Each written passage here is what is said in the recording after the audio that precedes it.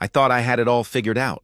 29 years old, decent job as a software developer, nice house in the suburbs with a white picket fence. The whole American dream wrapped up in a neat little package. Most importantly, I had Jessica, my wife of 3 years, the woman who'd stolen my heart when I nervously scribbled my number on a restaurant receipt like some lovesick teenager. Looking back now, I can see how perfectly orchestrated everything was, how carefully she played her role. Jessica Reed, she took my last name, Cross, though she'd drop it soon enough, was 27 and everything I thought I wanted. Beautiful in that girl next door way, with auburn hair that caught the light just right and a smile that could make me forget whatever stupid argument we'd had the night before.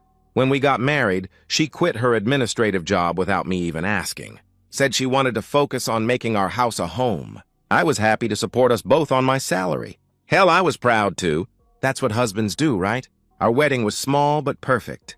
Local venue, close friends and family, nothing fancy but everything meaningful. That's when Ryan, my best friend since college, surprised us with his gift.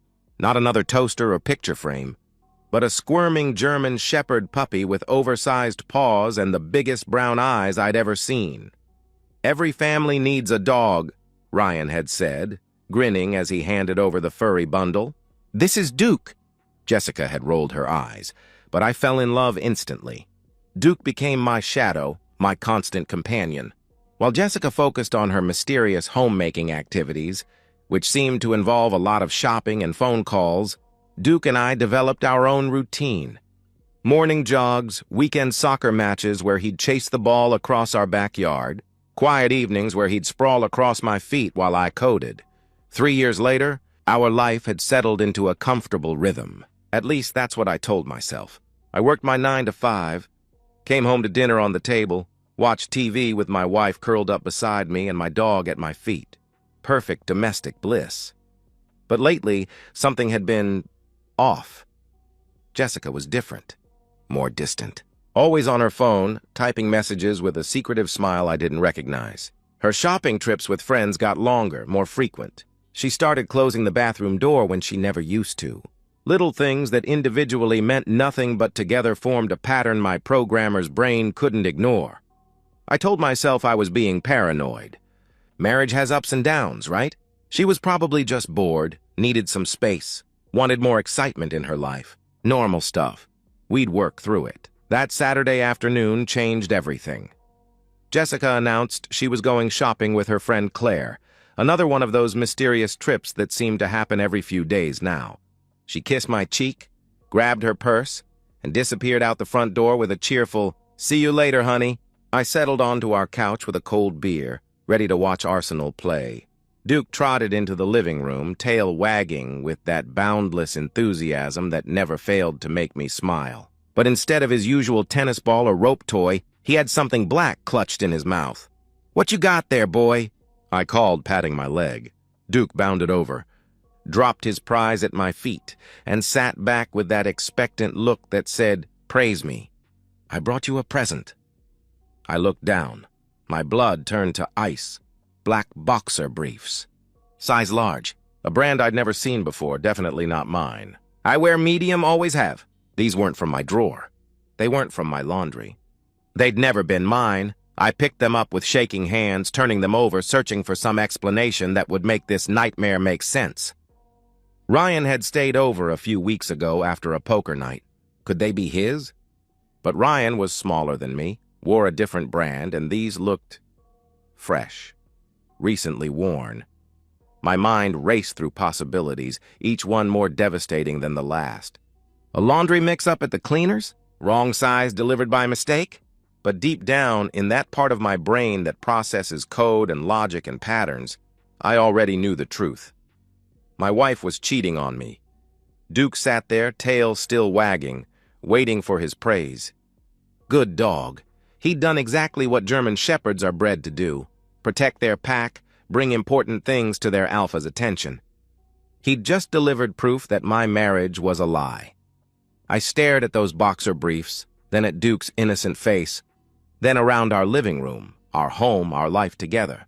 Everything I'd thought was real and solid and permanent. The Arsenal match played on the TV, but I couldn't hear it over the roaring in my ears. Something was very, very wrong. When Jessica came home that evening, I was still sitting on the couch, the evidence on the coffee table in front of me. She walked in with shopping bags, humming some tune, completely at ease. "How was the game?" she asked, not even looking at me. "Interesting," I replied carefully. "Duke found something today. Something unusual." I watched her face as she finally noticed the underwear on the coffee table. For just a second, less than a heartbeat, her expression flickered. Panic, fear, guilt? Then it was gone, replaced by that practiced smile. "Oh, that?" she laughed, waving her hand dismissively, probably from when Ryan stayed over. You know how men are with laundry.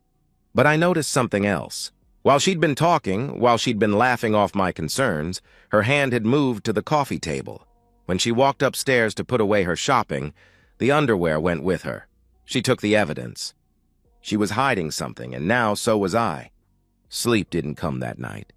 I lay beside Jessica, listening to her breathing, watching the rise and fall of her chest in the darkness. Every small sound made my pulse spike. When she shifted in her sleep, I wondered if she was dreaming about him, whoever he was. My mind churned through months of small details I'd dismissed. The new lingerie she'd bought for herself, but never wore around me. The way she started keeping her phone face down during dinner. The late-night texts she explained away as work drama from a job she didn't have. The sudden interest in going to the gym, coming home flushed and energetic in a way that had nothing to do with exercise. How long had I been blind? How long had I been the fool? When Jessica finally stirred Sunday morning, I was already up, making coffee with the mechanical precision of a man going through the motions of normal life. "You're up early," she mumbled, padding into the kitchen in that silk robe I'd bought her for Christmas. "Couldn't sleep," I answered, which was true enough. She wrapped her arms around my waist from behind, pressing against my back in what should have been an intimate gesture. Instead, it felt like a performance, like she was playing the role of loving wife. "Everything okay?" she asked, but I heard the testing in her voice. Seeing if I'd swallowed her lie about Ryan's underwear. "Yeah," I lied back. "Just work stuff." She seemed satisfied with that, disappearing back upstairs for her long Sunday routine of showers and primping and whatever else she did to prepare for another week of deception. I waited until I heard the hairdryer, then grabbed my keys. The hardware store was already busy with weekend warriors tackling home improvement projects. I walked the aisles with purpose, knowing exactly what I needed. 4 wireless security cameras with motion detection and smartphone alerts. Top-of-the-line equipment, small enough to hide, smart enough to catch everything. The kid at the checkout couldn't have been more than 19, probably thought I was setting up basic home security. If only he knew he was selling me the tools to destroy my marriage. I drove home with the cameras hidden in a bag of random hardware supplies, screws, electrical tape, the kind of stuff that wouldn't raise questions. Jessica was still upstairs, blow-drying her hair into submission. I worked fast. One camera positioned near the front door, angled to capture anyone entering or leaving. One hidden in the living room bookshelf behind a row of technical manuals Jessica never touched. One in the guest bedroom we used for storage. If she was bringing someone here, that room would give her privacy from the master bedroom. And finally, the most important one, hidden behind a picture frame on the dresser in our bedroom with a perfect view of our bed. Each camera synced to my phone through an app that would send instant notifications when motion was detected. I tested each one, watching myself on the tiny screen, adjusting angles until the coverage was perfect. Then I deleted my browser history, buried the receipts in the garage trash, and forced myself to act normal. When Jessica came downstairs an hour later, I was reading on the couch with Duke sprawled across my feet. She looked beautiful. Hair perfect, makeup flawless, dressed in jeans that hugged her curves just right. Once upon a time, that sight would have made me forget everything else. Now it just made me wonder who she was trying to impress. "I'm going to Claire's for lunch," she announced, checking her phone. "Might do some shopping after." "Have fun," I said, not looking up from my book. She paused at the door and I felt her studying my face. "You sure you're okay?" she asked. You seem distant. I met her eyes, saw the calculation behind her concern. She was wondering if I suspected anything, if her performance was slipping. I'm fine, I replied with a smile that felt like it belonged on someone else's face. Just tired. She seemed satisfied, kissed my forehead like a dutiful wife, and left. The moment her car pulled out of the driveway, I grabbed my phone and opened the camera app. All 4 feeds showed empty rooms waiting. The motion detection was armed. If anyone came into my house while I was gone, I'd know instantly.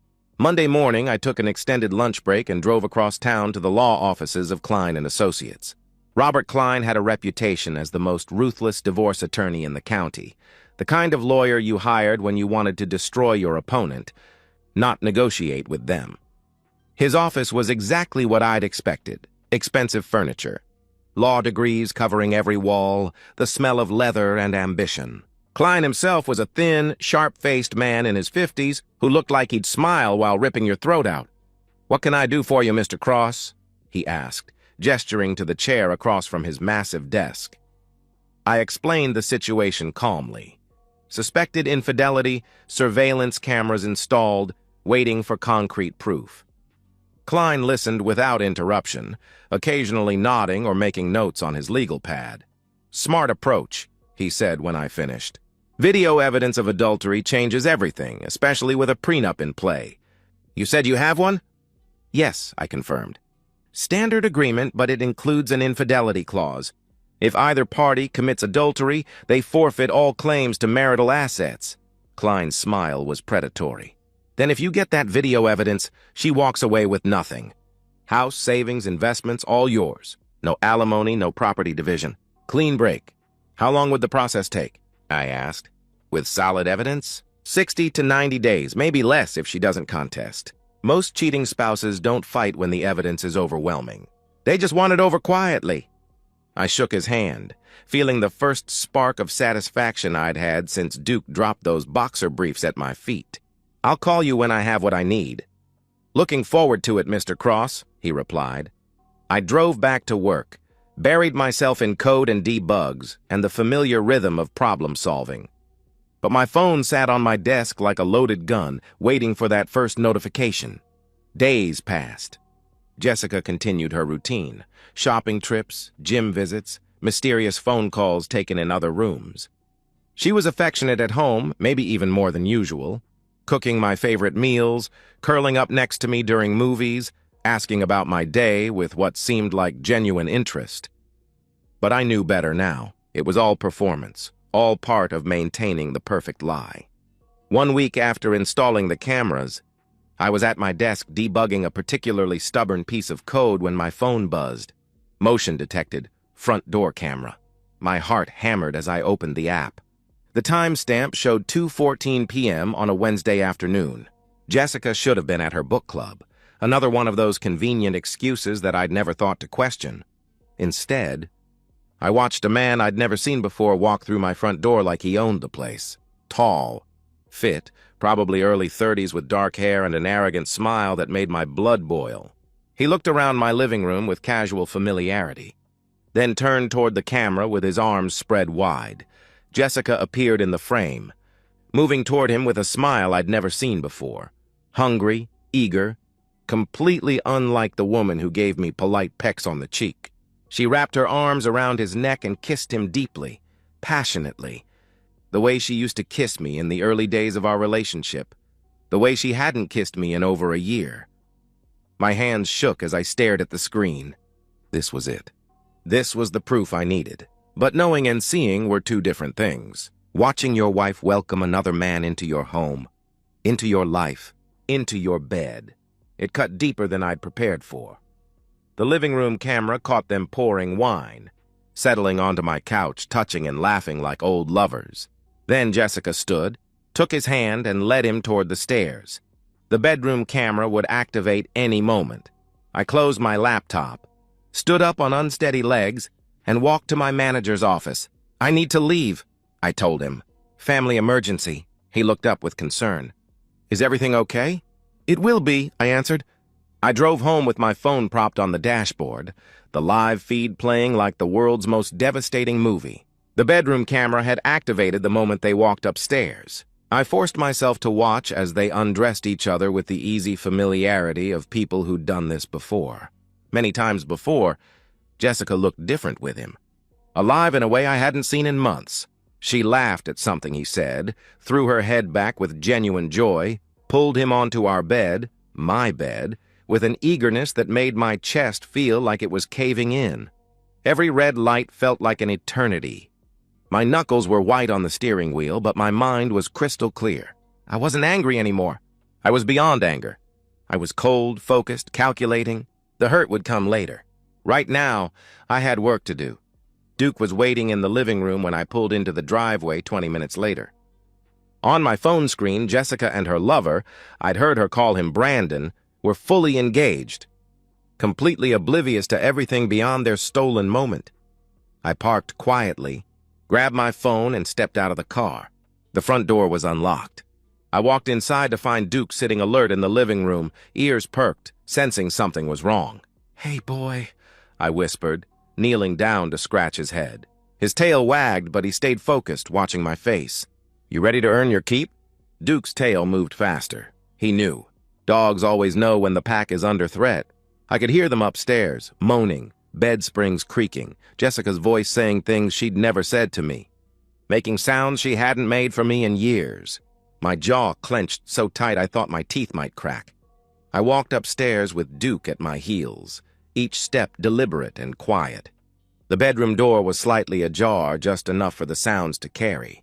I took one last breath, centered myself, and pushed it open wide. "What the—" Brandon scrambled backward, eyes wide with shock, trying to cover himself with the sheet.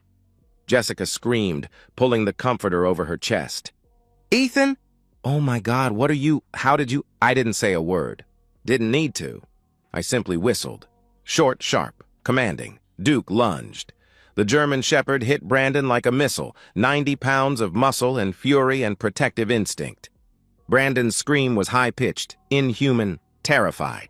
Duke's jaws clamped down on his thigh, and he shook his head the way his ancestors had brought down much larger prey. "Get him off! Get him off!" Brandon shrieked, trying to kick at Duke while blood streamed down his leg. Jessica was screaming too, hysterical, trying to pull on clothes while pleading with me. "Call him off! Please, Ethan, call him off!" But I just stood there, arms crossed, watching with cold satisfaction. This was justice. Swift. Brutal. Perfect. Brandon finally tore free, stumbling off the bed in blind panic. He grabbed his pants, hobbled toward the door with Duke snapping at his heels. I heard him crash down the stairs, nearly falling, then burst out the front door, still half naked and bleeding. Through the bedroom window, I watched him throw himself into his car and peel out of the driveway, tires screeching like he was fleeing for his life, which, in a way, he was. I turned back to Jessica, who had collapsed on the floor beside the bed, sobbing uncontrollably. Mascara streaked down her cheeks. Her hair was disheveled, and for the first time since I'd known her, she looked small, broken, human. "Ethan, please," she gasped between sobs. "I'm sorry, I made a mistake. It didn't mean anything. We can work through this." "Get dressed," I said coldly. "Ethan, please. We need to talk about this. I can explain," she pleaded. "Get dressed," I repeated. She scrambled to pull on clothes with shaking hands, still crying, still trying to find words that would somehow undo what I'd seen. But there are no words for betrayal this complete. No explanation that could repair trust this shattered. I walked downstairs with Duke trotting beside me, tail wagging proudly. Good dog, very good dog. He'd done exactly what German Shepherds were bred to do, protect the pack from threats. 5 minutes later, Jessica appeared at the top of the stairs, fully clothed but looking like she'd aged 10 years in the last hour. "Ethan, please," she tried again, her voice hoarse from screaming. "We can work through this. I love you. I made a terrible mistake, but we can—" "Get out," I said simply. "What?" she asked, her voice barely a whisper. "Get out of my house! Where am I supposed to go?" she cried. I opened the front door, cold November air rushing in. "Not my problem." Jessica stared at me like she couldn't believe this was happening. Like she'd expected tears, pleading, maybe a fight where she could twist the narrative and make me the villain. Instead, she found ice, steel. A man who'd already moved past forgiveness into pure, calculated justice. Ethan, please. Don't do this. I have nowhere to go. My family... She sobbed. Should have thought of that before you brought your boyfriend into my house, I replied. She sobbed, stumbled toward the door, still trying to find some combination of words that would change this reality. But I was done listening, done believing, done being the fool. I closed the door behind her and locked it with finality. Through the front window, I watched her collapse on the lawn, crying hysterically, fumbling for her phone. I didn't open the door. Instead, I turned to Duke and pulled a treat from the jar. Good boy, Duke. Very good boy. He chomped the treat and leaned against my leg, solid and warm and loyal. The best friend I'd ever had. The only one who'd never lied to me. We're going to be just fine, I told him, scratching behind his ears. For the first time in weeks, I actually believed it. My phone rang an hour later. Jessica's father, Martin Reed, his voice booming with righteous indignation. "What the hell did you do to my daughter?" he demanded. "She showed up here hysterical, saying you threw her out over some minor disagreement. You have no right to—" "She told you it was a minor disagreement?" I interrupted, keeping my voice calm, almost conversational. "Yes, and you have no right to throw a woman out on the street over—" he continued angrily. "She was cheating on me, Martin," I said simply. "I caught her in our bed with another man. I have video proof." Silence. Heavy, stunned silence that stretched for long seconds. "What?" he whispered. "Check your email." "I'm sending it now," I replied. I hung up and immediately forwarded the footage. Jessica kissing Brandon at the door, leading him upstairs. The bedroom scene in all its undeniable detail. I included timestamps, dates, everything a father would need to see the truth about his daughter. 10 minutes later, Martin called back. His voice was quiet now, defeated, ashamed. "Jesus Christ, Ethan. I had no idea."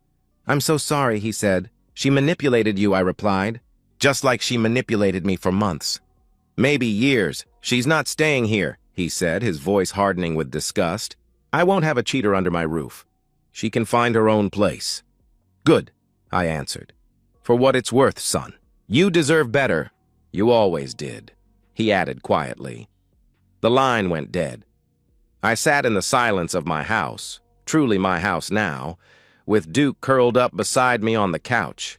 For the first time since finding those boxer briefs, I felt like I could breathe. The betrayal had cut deep, deeper than I'd thought possible. But I hadn't just survived it. I'd dismantled it piece by piece with precision and irrefutable proof, and I wasn't done yet. Jessica tried calling 17 times that night. I blocked her after the third call. She sent emails, text messages, desperate pleas that I deleted without reading. Her tears didn't move me anymore. Her apologies fell on deaf ears. She'd made her choice when she brought Brandon into our home. Now she could live with the consequences. The next morning I called Robert Klein. "I have the evidence," I said simply. "How clear is it?" he asked. "Crystal." "Video footage of her bringing him into our house, bedroom footage of them together. Timestamps, dates, everything." "Outstanding," he replied. "I'll file the papers today. With evidence this solid, we can fast-track the proceedings. She won't contest. Trust me, no lawyer will advise her to fight this." "How soon?" I asked. 60 days, maybe less. We'll invoke the infidelity clause in your prenup. She gets nothing. No house, no savings, no alimony. Clean break." I smiled for the first time in weeks. "Do it." Jessica's attempts to reach me became more desperate over the following days. She showed up at my office, but security escorted her out. She tried approaching me at the grocery store, but I simply walked away. She even sent her mother to plead her case. But I told Mrs. Reed exactly what I'd told her husband. "Check the footage, see the truth. Then ask yourself if you'd want your son married to a woman like that," I said. The paperwork moved through the system with mechanical efficiency. Jessica hired a lawyer, some public defender who took one look at the evidence and advised her to sign everything without contest. Fighting would only drag out the humiliation, cost money she didn't have, and accomplish nothing. The video evidence was overwhelming. Brandon Hayes tried to press charges against me for Duke's attack. Reckless endangerment, Failure to control a dangerous animal, whatever his lawyer could think up. But the district attorney reviewed the case and declined to prosecute. Home invasion, adultery, provocation. Brandon had been trespassing in my home, in my bed, with my wife. Self-defense laws might be murky, but public opinion wasn't. Besides, no jury in the county would convict a man whose dog attacked his wife's lover. If anything, they'd want to buy Duke a steak dinner. Brandon spent 4 weeks in the hospital. Duke's bite had caused severe lacerations that required reconstructive surgery and left permanent nerve damage. The doctor said he was lucky it wasn't worse, but Brandon didn't feel lucky. He could barely walk without pain, and the story had spread through our small community like wildfire. That's the guy who got mauled by a dog after sleeping with someone's wife. He moved to another state 6 months later, seeking a fresh start and anonymity.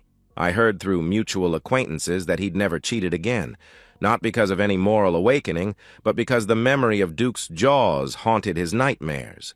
Some lessons are learned in blood. 60 days later, the divorce was finalized. She didn't contest a single point. Her lawyer had advised that fighting would only make things worse, cost more money, and she'd still lose everything. The video evidence was too clear, too damning, too legally devastating. She got nothing. No house, no savings, no alimony. The prenup I'd insisted on 3 years ago, the one Jessica had signed without reading carefully because she trusted me, because she loved me, because she never imagined it would matter, had an ironclad infidelity clause. Adultery voided everything. Jessica Reed, she dropped my last name immediately, as if that could somehow distance her from the consequences, walked away with her clothes and whatever she could fit in her car. Everything else stayed with me. The house, the savings account, the car I'd bought her for her birthday, the furniture we'd picked out together, the life we'd built. She moved into a cramped studio apartment across town, the only place she could afford on her new cashier's salary at a discount grocery store. It was the only job she could find without references, without a recent work history, without the connections she'd burned when the truth came out. Her parents wouldn't speak to her. Her mother had called once, 3 weeks after the divorce was final, voice broken with disappointment. "How could you do this to him?" "To us," she'd cried. "We welcomed him into our family. We loved him like a son, and you destroyed everything. For what? For some stranger?" Jessica had tried to explain, to justify, to make her mother understand that it had been a mistake, that she still loved me, that she wanted to fix things. But her mother had hung up mid-sentence. The Reed family Christmas card came addressed only to me that year, with a handwritten note from Martin. "You'll always be our son-in-law in our hearts." Jessica's old friends distanced themselves quickly. The video had leaked somehow. I genuinely didn't know how, but small towns have big mouths and everybody knows everybody. She became a cautionary tale the woman whispered about in grocery store aisles and coffee shop lines. That's her. That's the one who cheated on Ethan Cross, with his dog in the house and everything. Can you imagine? Women looked at her with disgust or pity. Men looked at her like damaged goods, wondering if she was available for casual encounters, but nothing serious. Who could trust a woman who'd betrayed a husband like that? She tried reaching out to me once, 3 months after the divorce was finalized. A handwritten letter slipped under my door while I was at work. "Ethan, I know you probably won't read this, but I had to try. I'm sorry. I was stupid and selfish, and I threw away the best thing that ever happened to me. I miss you. I miss Duke. I miss our life together. I know I have no right to ask, but could we talk? Just once? I can explain everything if you'll let me. I still love you." Jessica read it once, tore it up, and threw it in the trash. Then I blocked her new number and had my lawyer send a cease and desist letter. She didn't contact me again. 6 months later, I heard she'd tried dating someone new, a divorced construction worker she'd met at a bar. It lasted 3 weeks before he found out who she was, what she'd done. He dumped her via text message. "I don't date cheaters." The scarlet letter of adultery followed her everywhere in our small community. She'd branded herself with her choices, and the brand was permanent. Meanwhile, my life moved forward. I got a promotion at work, senior developer with a substantial raise and more responsibility.